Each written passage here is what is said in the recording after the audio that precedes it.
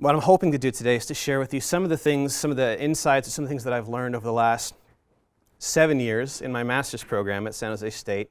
I was pursuing a master's in mass communication. And mass communication is a lot of different subjects. It's a combination of PR and advertising and radio, film, TV, and psychology and sociology. And so you might not think, okay, well, what is the application here in the classroom? I found there to be quite a bit. Because the reality is that we as teachers in some ways fulfill some of the same roles as media figures do for society. You know, we are the communicators of information to a large group of people.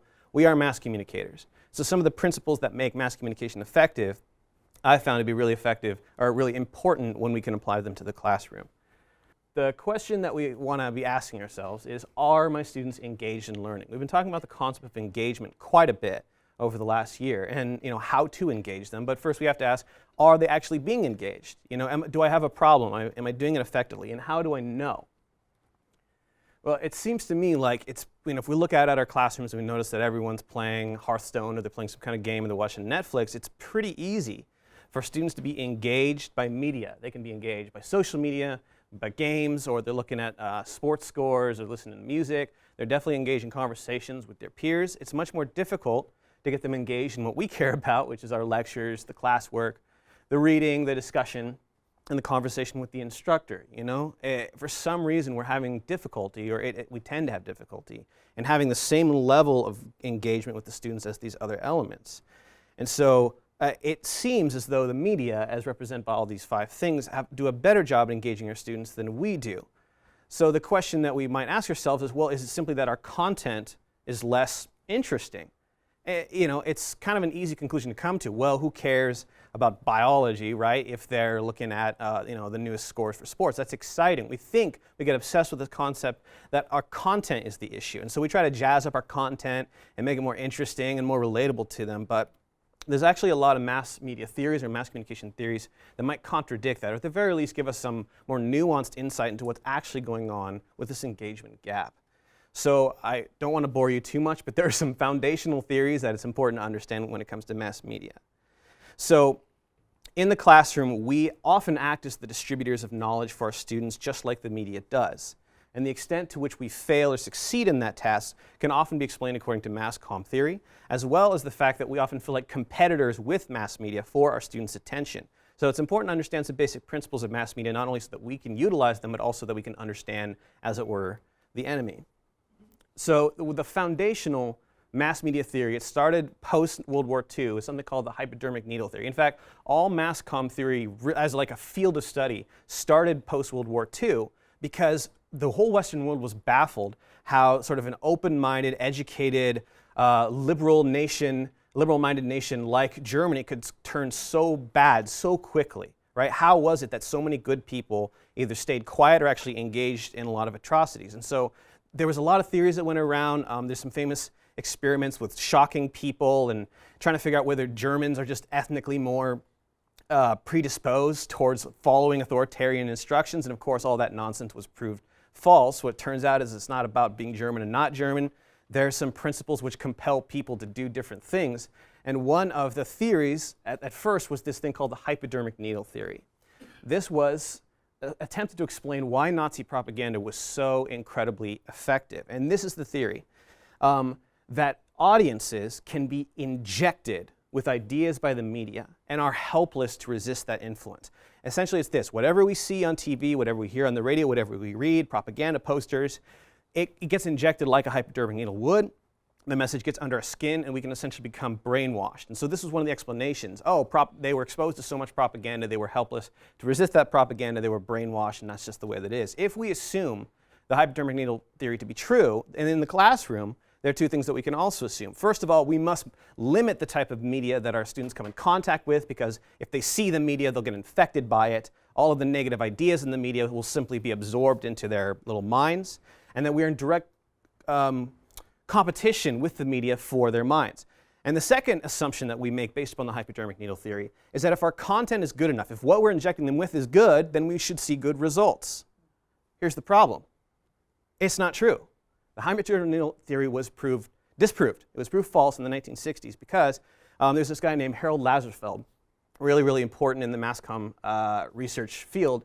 And he did a bunch of studies looking at the ways in which people were influenced by election propaganda in the 1940s, 50s, and 60s, and trying to see if there's a direct correlation between how much election propaganda in the US people absorbed versus the way in which they changed their vote. And it turns out there's actually barely any correlation whatsoever.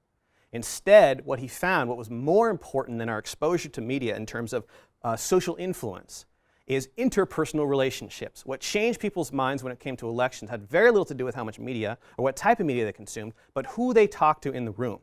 If they had an influential figure standing next to them telling them something, they're more likely to take that seriously than if they watch a bunch of election commercials. It's basically the principle that word of mouth is king. So this is really interesting, that interpersonal persuasion is far more effective than media persuasion. Because this is just a completely different set of conclusions. First of all, we don't have to view the media as our competitor, as the enemy. Because really, neither one of us can force people to think a certain way. They're not the enemy.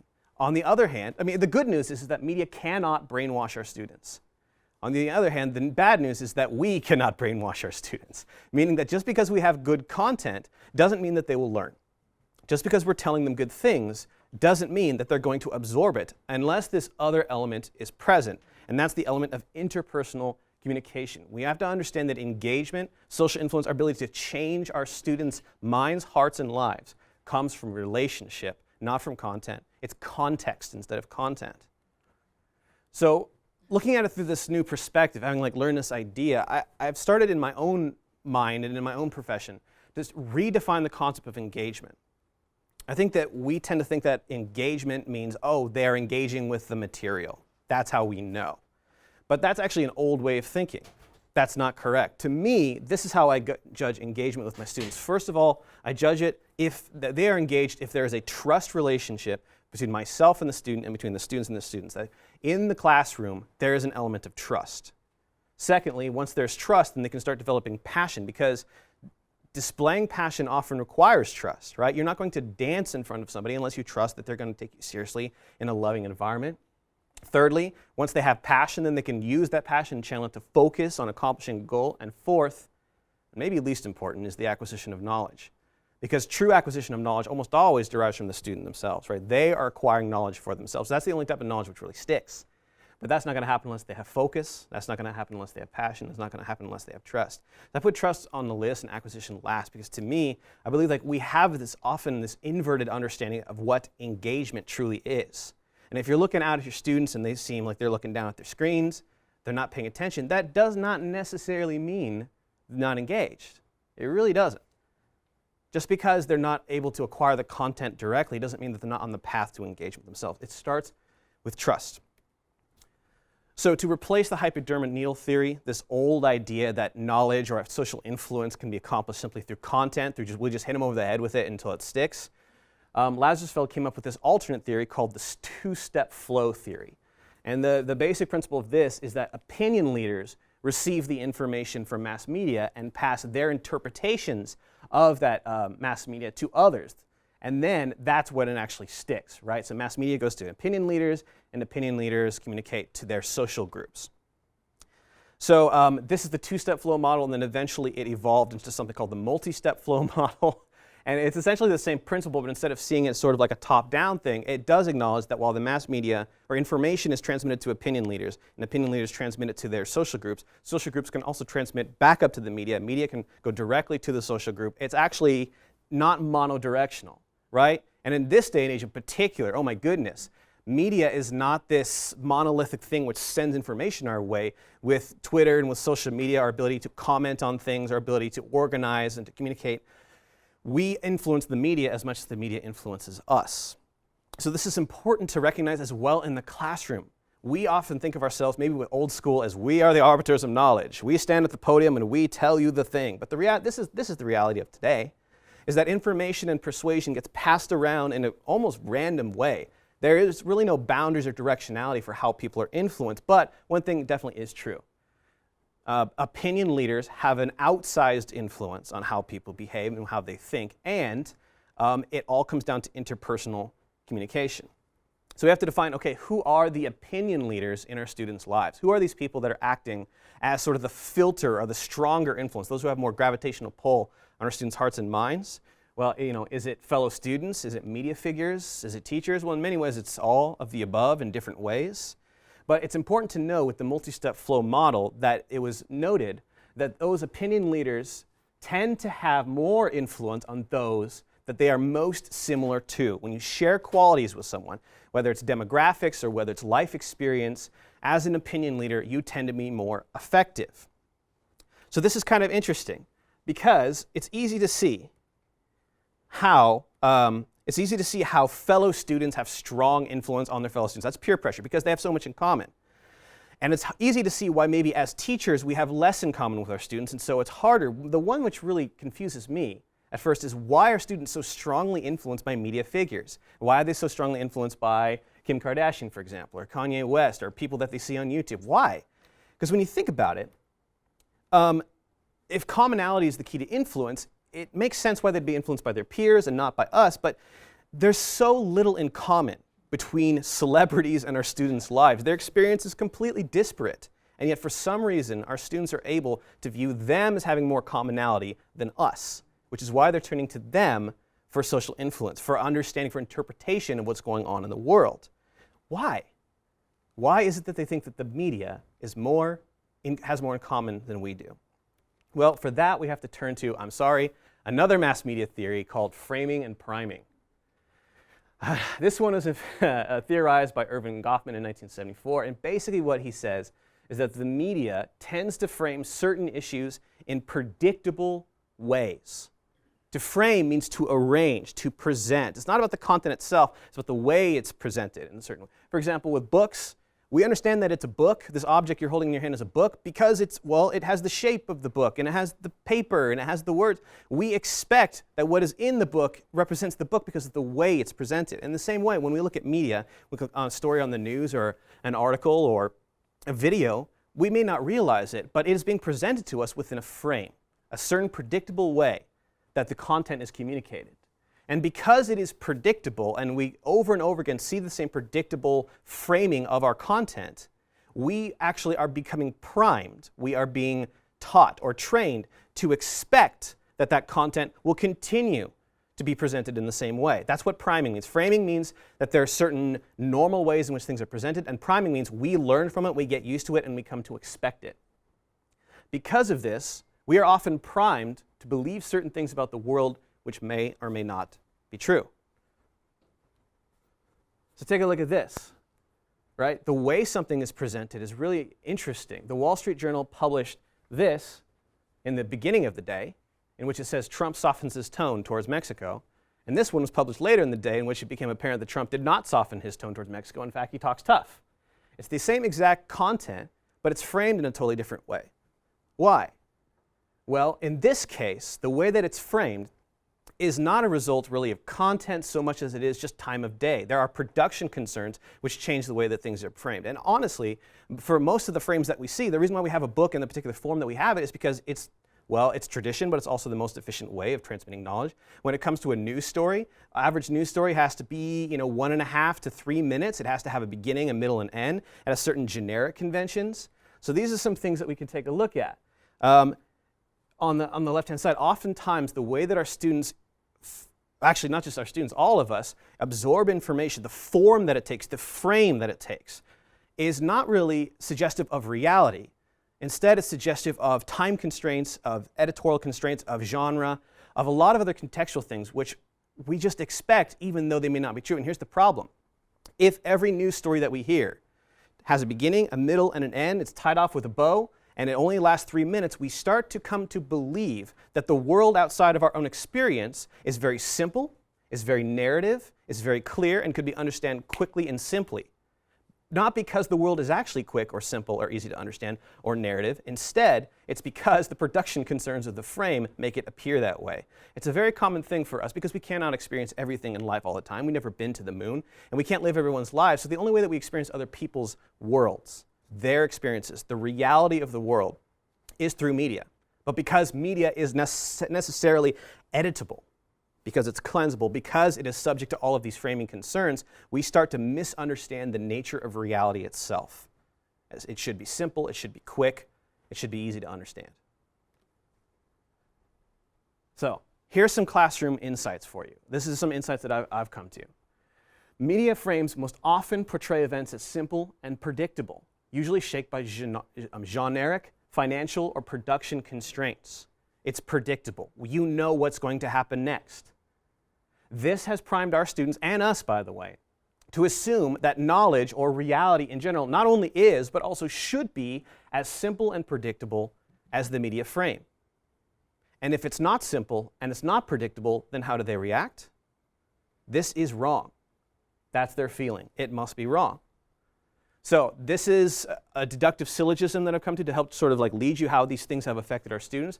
The major premise here that I've talked about before is that social influence, this is the two-step flow model. If social influence is most effective in the presence of perceived commonality, and if the media primes our students to expect certain norms and then fulfills those norms, then by creating predictable norms, media trains our students to perceive commonality where there is none. Essentially, they've trained our students to expect certain things, and then they fulfill those certain things, and the students say, in their brains, they think, I recognize this. I know where this is going. I'm comfortable with this. And they misinterpret predictability with commonality. They think because they can predict what's going to happen next, and they understand it, then it must have something in common with them. And it does. But the reason why the media frame has something in common with the students is because the media has trained the students to adapt to them and not the other way around. Our students are now media figures, and they're trained to be obedient to this frame. So to me, this is some of the things that we can see, because we as teachers are trying to produce new knowledge in our students to help create growth, to help communicate complexity. The problem is that the media trains our students to think the exact opposite is true. So in the classroom, when presented with new ideas and methods, they have a lack of curiosity. This is new. This is not common to me. I have nothing to do with this. It's irrelevant. We try to present complex concepts which they may not understand. They have an intolerance for ambiguity because it doesn't fit within a 3-minute window. It's not easily packaged. It doesn't have a beginning, a middle, end. And at the end, we may not even know the answer. Right? We're here for the search for truth, but they have been trained to look for the answer. Also, when we give them a difficult task, which may take time and they may not be able to do at the moment, they have a complete lack of patience for it. When is this going to end? How can I package it together? How can I understand this in a way which is simple? And then when there's room for growth, when obviously they're improving and growing in their skills, what they find is they have incredible anxiety about failure because they have been taught to believe that the world is a simple place in which people succeed quickly. And when they do not, it feels like alarm bells are going off. This is somehow wrong and I must reject it. And so anxiety happens. And finally, when we try to guide them interpersonally, they reject it because it seems like we have nothing in common with them, because all of the things that we believe in, complexity, ambiguity, growth, doesn't seem to register with what they have been primed to believe is good and right and true. So, what I'm trying to communicate here, and this is not a student blaming session or even a media blaming session, it's simply trying to give you some insight into maybe why students are looking down at their iPads or having difficulty, or they get this attitude about working. It may be that lack of engagement is not laziness, it's not distraction. It may be instead that we have trained students to be distrustful of complexity itself. So how do we deal with this? How do we overcome this difficulty? How can we change our approach? Well, there's another mass comm guy, which is my hero. He's a guy named Marshall McLuhan, and he said one of the most profound statements that's really influenced my way of thinking. He says that the medium is the message. It's a really famous quote. By medium is the message, what he's trying to tell us is that it's not that we use mediums, either speech or video or dance or television or social media. It's not that we use these tools to communicate messages. It's that the very tool that we use is in itself a message. The way we communicate something is communication. And we all know this when we're speaking to our spouse or our family, and the way you say, honey, when's dinner going to be ready? Versus, honey, when is dinner going to be ready? Well, obviously, in that way, your tone of voice is your medium, and the medium itself is a message. And so we have to get used to this idea, especially for this generation, that we cannot just stand up and give content and expect it to absorb into their brains. That hasn't been true ever, but it hasn't been true since the 1940s in terms of theory. The way we do things is just as important, nay, probably more important than what we actually do. So we have to understand that the way we communicate our content strongly influences the way that students will receive it. We also need to stop thinking of ourselves as mere sources of content. I'm an expert, I'm going to tell you what I know, that's it. We are not the arbiters of knowledge because they have access to so many different ways of knowing. The modern successful teacher is able to become that opinion leader by establishing commonality with their students. That is the key. You cannot become the opinion leader more than the media and more than their peers unless you somehow communicate to them that you have more in common with them than the media does. And finally, one way to do this is to use priming and framing to your own advantage. There's so many different ways to do this, and you guys are professionals. You understand how many techniques you have to establish commonality with your students. So I'm not going to lecture you on this is how you do it. I am only going to focus in on one particular thing, which was the focus of my study for my thesis. And that is, be funny. Be funny. That's the problem, right? Because it's hard to plan out how to be funny. It's like, I had some jokes that I was going to plan for today. For example, let's see, a teacher says to a student, hey, to learn vocabulary, you just have to repeat a word 10 times and it will be yours forever. So the student starts yelling out, Amanda, Amanda, Amanda, Amanda. And it's not that funny, but. All right, so, but you have to try. You have to try, right? Because here's some reasons. I think maybe the reason why we resist being funny all the time or being intentionally funny is because we believe maybe it's like a sideshow. Like, obviously I'm here to teach, and then every time I start drifting into funny town, it's like, oh, but I gotta feel guilty about that because that's not part of the instruction. Well, it totally is. Or you might also feel like your dignity as a teacher needs to be maintained, your gravitas, right? You are God amongst the pygmies. That somehow that they will not respect you if you are funny or goofy or self-deprecating, but the exact opposite is true. Here's some awesome quotes that I found about comedy. Langston Hughes says, like a welcome summer rain, humor may suddenly cleanse and cool the earth, the air, and you. It is a stress reliever for you and your students, which is really, really important. Lou Holt says the problem with having a sense of humor often is that the people you use it on aren't in a very good mood, which may be a reason why you don't want to use it on students, because sometimes they're grumpy. Let me tell you, that is exactly the time that you should use it, right? Because why are they grumpy? Why are they stressed? It's possible that they feel like they have no commonality with anybody in the room and they don't understand why they're being forced to work. Comedy is a way of bridging that gap. Humor is by far the most significant activity of the human brain. This is Dr. Edward de Bono, who is a neuroscientist. And in his statement right there, we see that it's not an unserious thing to have humor. Humor actually takes a lot of thinking, not only to produce, but to understand and to share. So Peter Ustinov said that comedy is simply a funny way of being serious. You can communicate so many really serious, important concepts, but in a funny way. Finally, Somerset Maugham said, impropriety is the soul of wit, and maybe that's another reason why we want to feel away from it. We feel like, oh, we have to be the adult in the room, right? We can't be improper. We must follow the rules and take care of our charges. And it is true that to be funny, sometimes you have to, be a little improper. I think it's worth it. In my opinion, I think it's worth it. So here are some major benefits of humor in the classroom. Humor is actually complex and unpredictable. Remember, the whole problem here is that our students have been trained to only absorb messages which are simple and predictable. Humor is exactly the opposite, believe it or not. I mean, think about it. The whole point of a joke is that it surprises you at the end. And if it's a pun or something like that, you have to understand really complex systems to be able to make connections, right? In fact, what makes a joke is that it is unpredictable and complex. Also, it releases physical hormones, dopamines and endorphins, so that helps them in their stress relief because we all know that they're stressed. And for you as a teacher, humor, the best type of humor I find is self-deprecating, meaning you're making fun of yourself. What better way to share commonality with your students and become an opinion leader than to open up yourself for the potential of ridicule, be unafraid, and say, this is me, I'm a human, what about you? What about your humanity? Let's share in that. Humor is a perfect way of doing that. So the question, of course, is, okay, well, what basket should we put our eggs in? Are students more engaged by comedy than by conventional methods? Does it actually help them learn? This is the question that I wanted to ask for my master's thesis. Now, I'm going to start narrowing in a little bit more from simply just broad-based mass media to comedy to specifically television comedy is what I wanted to take a look at. Now, I recognize that I didn't do this specifically to become a better teacher. I did it for research purposes, but there's a certain amount of commonality. You might find it interesting to see how students at this school, which is where I did the study, reacted to comedy versus non-comedy when information is being presented. So this was the name of my study, called In Colbert We Trust. teenagers and comedic persuasion. And my big thought, or my big question was, will high school students be more convinced, whoa, that's a typo, great. Will high school students be more convinced by comedy news than conventional news? The idea that if the same message was communicated to them by someone who was being funny versus someone who was being not funny and being serious, which one would they agree with more? Which one would help them understand the concept more, right? Because expressing a consistent position means they have understanding and comprehension of something complex.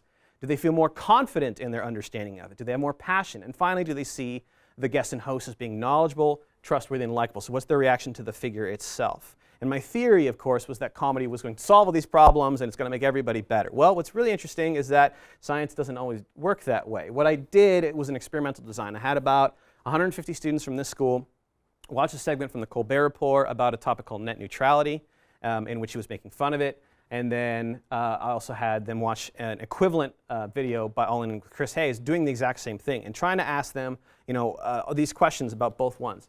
So my hypothesis one was it more effective at convincing them? And it turns out, no. Actually, they were equivalent. So when it comes to actual like changing people's minds through content, changing their minds and their opinions, no real difference. When it came to did you feel like you understood the topic more, consistency.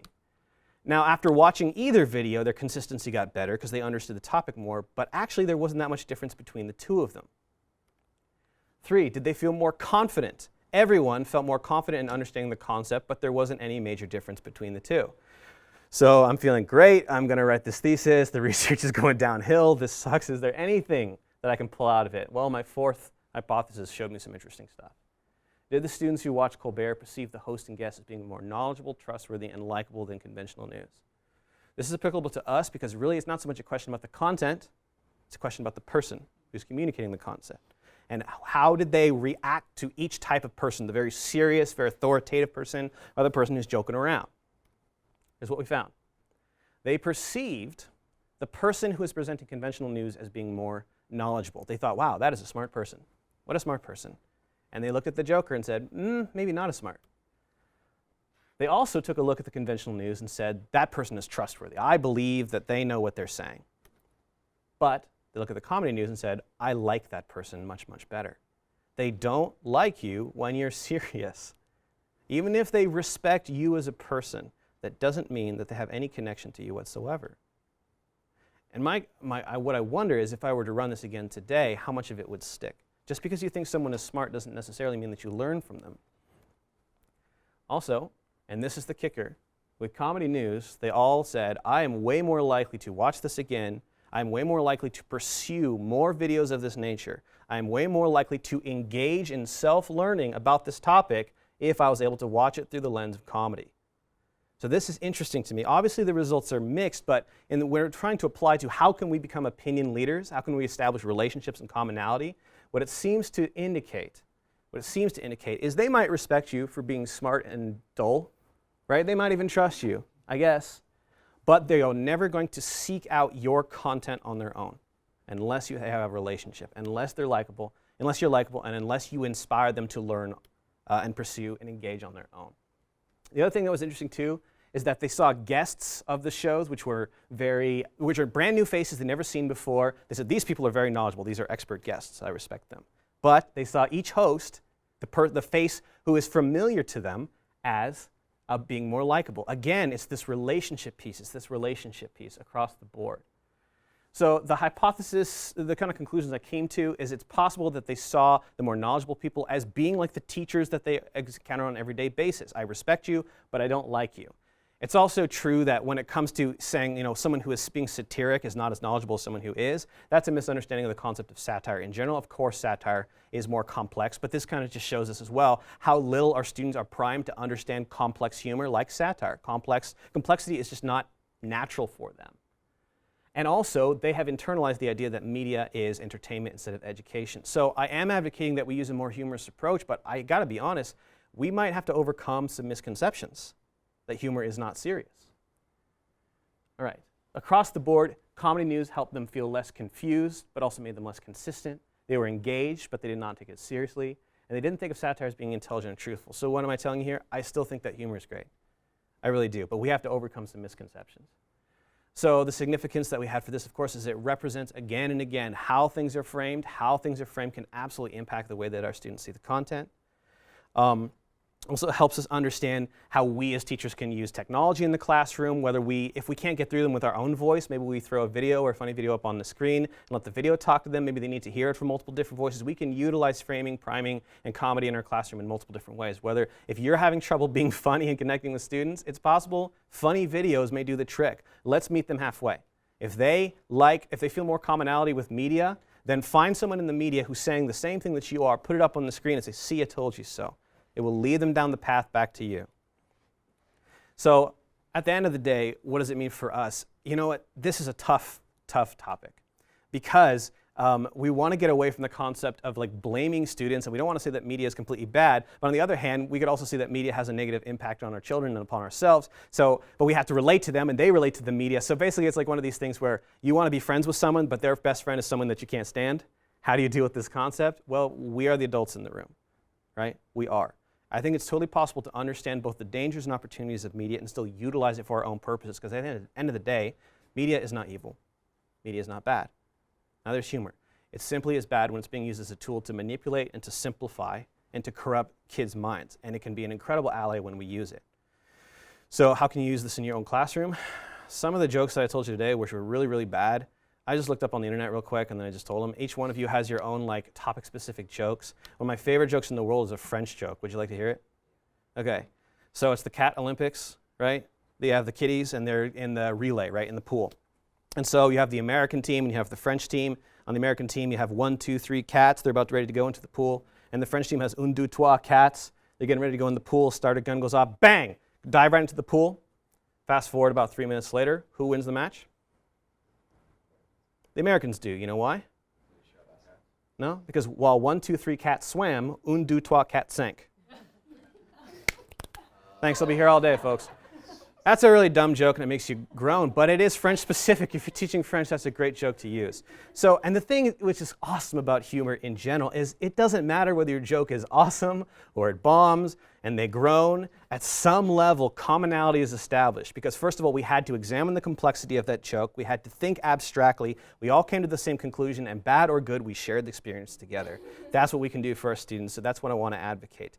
Make sure that you don't alienate your students by bad-mouthing media too much. Use it for your own purposes. Use jokes. Don't be afraid to fail. Don't be afraid to have commonality with these little munchkins, because at the end of the day, commonality is way, way more important than content. So thank you for your time.